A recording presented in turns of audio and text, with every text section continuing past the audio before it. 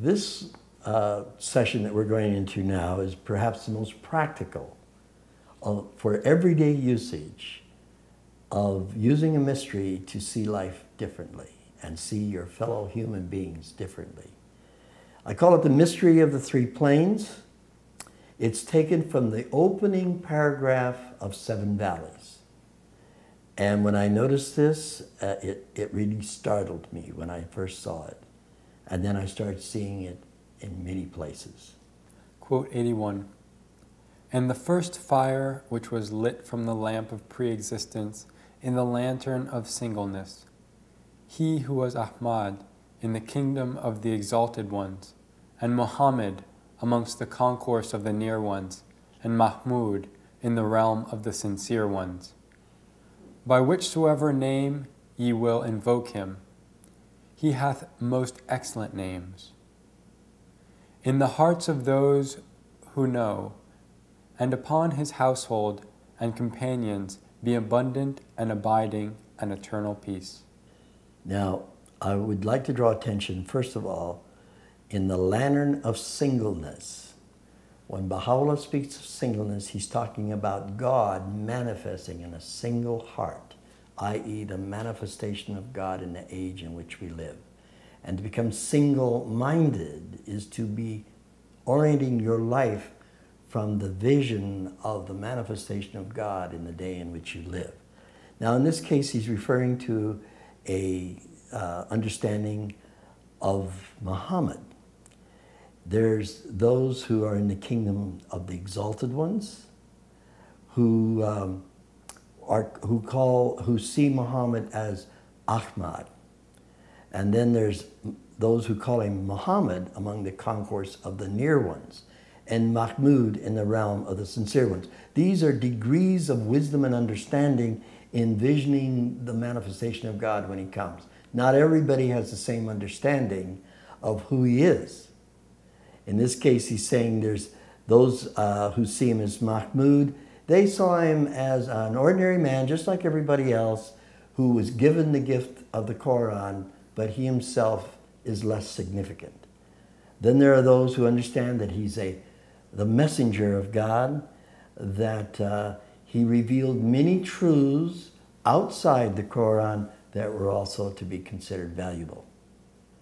Those call him Muhammad. That was the vast majority.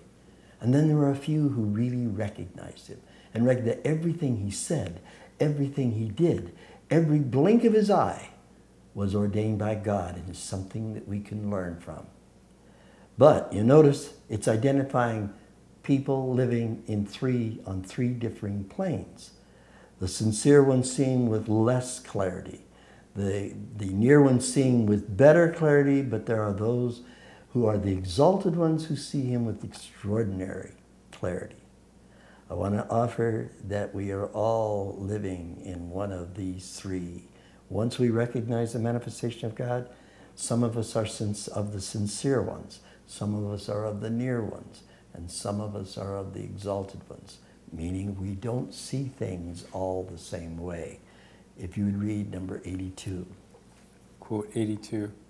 The good deeds of the righteous are the sins of the near ones.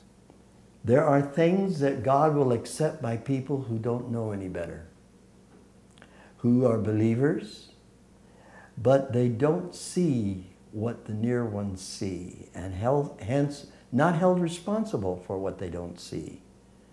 But for those who see more clearly, they cannot behave that way because now God will impute them sin. I'll give you an example of this.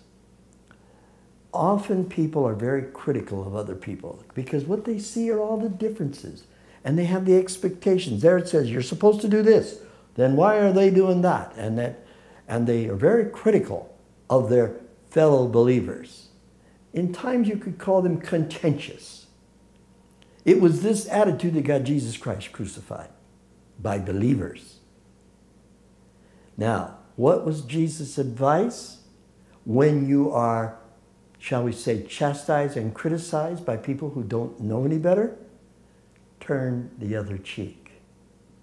Do not resist. Do not squabble, fight, and argue with them.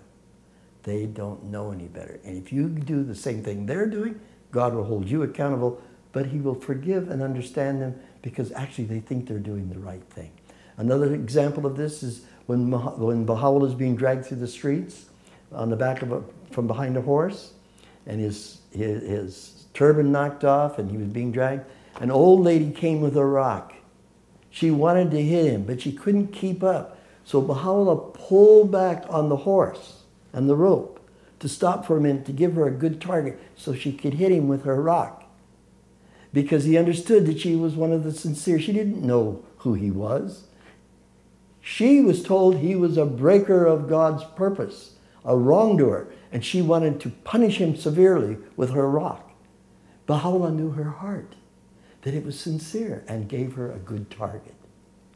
But for those who recognized who Baha'u'llah was, if they were to grab a rock, it was a completely different story. Hence, context matters.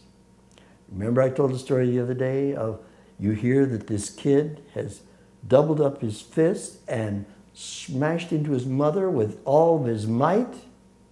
And if the image that comes to your mind is a 14-year-old doing this, nothing but totally just, boy, do you want to deal with this guy in a severe way. But if you hear and find out it's a 2-year-old banging on his mother's leg because he wants more milk, it changes everything, and compassion and understanding emits from your heart. This is the way the near ones are to move. Those that have seen the light of the Spirit are not to behave in the same contentious way that often people of religion who are more fundamentalists in their view are prone to do. They find it necessary to criticize and to try to correct others at times when it's not always a wise thing to be doing. Doesn't mean there isn't the proper time to correct. I'm suggesting an attitude here based on what you see. Now, moving on to 83. Quote 83. When the wayfarer gazeth only upon the place of appearance, he beholdeth yellow and red and white. Hence it is that conflict hath prevailed among the creatures.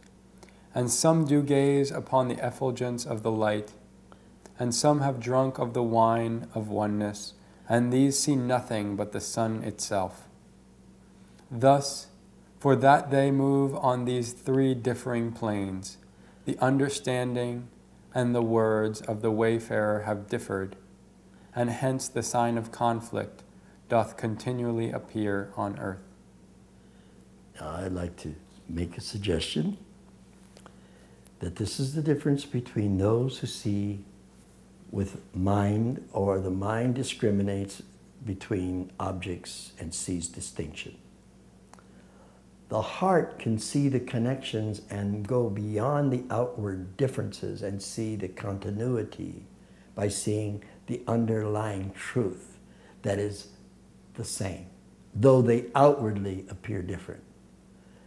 And then those who see the sun itself see the purpose for what's behind all of this, and have extraordinary patience with the process and with those who are constantly absorbed in seeing the differences.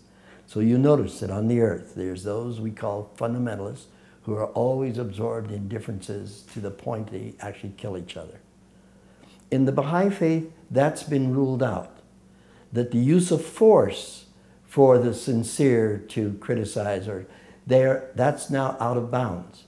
But it doesn't stop them from seeing critically what's going on, and hence there will always be conflict in the religious community, at least in this age, because we're not going to suddenly stop having people who see with the eye of sincerity. It doesn't mean they're not good people. It doesn't mean that God does not accept them.